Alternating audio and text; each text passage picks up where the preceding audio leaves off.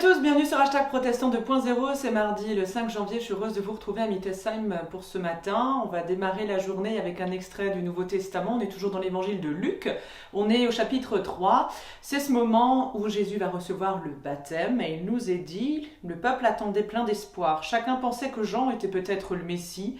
Jean leur dit alors à tous, moi je vous baptise avec de l'eau, mais celui qui vient est plus puissant que moi. Je ne suis pas même digne de délier la courroie de ses sandales. Il vous baptisera avec le Saint-Esprit, avec du feu.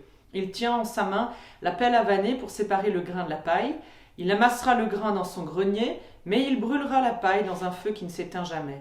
C'est en leur adressant beaucoup d'autres appels encore que Jean a annoncé la bonne nouvelle au peuple.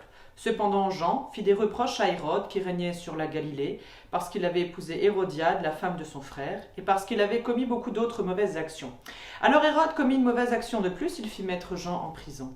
Après que tout le monde eut été baptisé, Jésus fut aussi baptisé. Pendant qu'il priait, le ciel s'ouvrit et le Saint-Esprit descendit sur lui, sur la forme corporelle comme une colombe, et une voix se fit entendre du ciel. « Tu es mon fils bien-aimé, je mets en toi toute ma joie. » Voilà donc le fils de son père, on peut le dire ainsi. Jean, le Baptiste, plongeait tout le monde dans l'eau du Jourdain pour signifier que Dieu pardonne.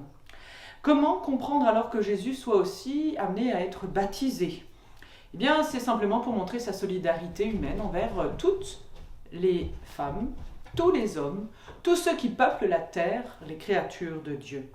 La voix qui vient du ciel, eh bien, elle nous dit cette relation filiale entre Dieu et Jésus, son fils, c'est donc bien le digne fils de son père.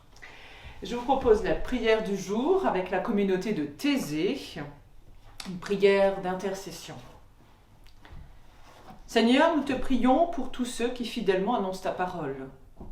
Donne-nous de reconnaître ta présence en notre prochain et rends-nous attentifs aux plus faibles autour de nous. Te prions pour ceux qui souffrent sur leur lieu de travail, pour le respect de leur dignité. Nous te prions pour les enfants qui connaissent un abandon, qu'ils trouvent la paix auprès de ceux qui les accueillent. Te prions pour les savants, les chercheurs, pour que leur travail serve à toute l'humanité.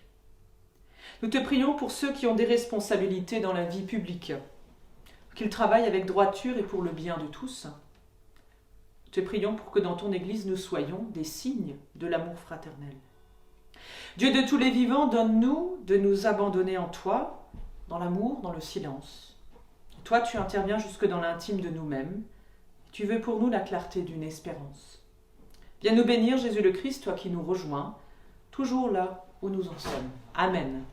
Et je vous souhaite une super belle journée dans les mains du Seigneur. Je vous donne rendez-vous demain matin pour la prière du petit-déj et on se dit rendez-vous dimanche pour un temps de culte live en vidéo. Alors portez-vous bien.